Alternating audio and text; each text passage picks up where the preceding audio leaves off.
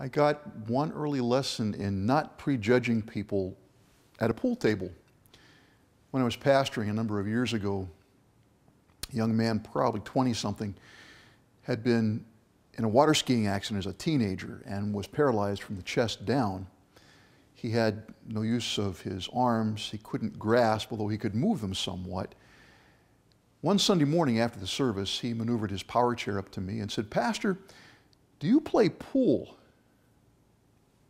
I thought it was a strange question, but the fact was I did play pool. I had learned in a youth center from street kids, so I knew one end of a pool cue from another. "Yeah, Dave, I play pool. Why do you ask?" "Well, there's this store downtown that has two really nice slate bed pool tables in a back room. How about if we get together and play some pool this week?" Well, now he really had me curious, so I said, "Sure. How about Wednesday around 10? I'll see you there." Wednesday at 10 came. I met him at the store. We went to the back room, and there were the two beautiful slate bed pool tables. And he motioned up at the rack, showed me the cue that he wanted. I slid the pool cue into his slightly curled fingers, and he had an ace bandage that he had me wrap around the whole thing. And the whole time I'm doing this, I'm thinking to myself, I better take it easy on this poor guy. He thinks he can play pool. He said, "You break."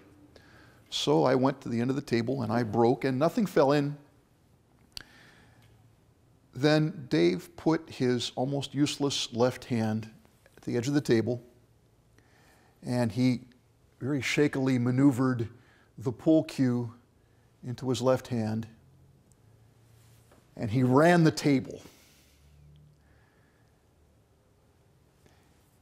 It reminded me of a situation where Jesus was at a well with a woman who had been divorced 5 times and was living with a man she wasn't married to, and the entire town despised her. But Jesus took the time to get to know her. And in the process, she came to trust him. He met her where she was. I think it's part of what he calls us to do. That very next Sunday, Dave powered his chair up to me again and said, "Pastor, do you play ping pong?" Another lesson in not prejudging people. Hope you carry it with you. God bless.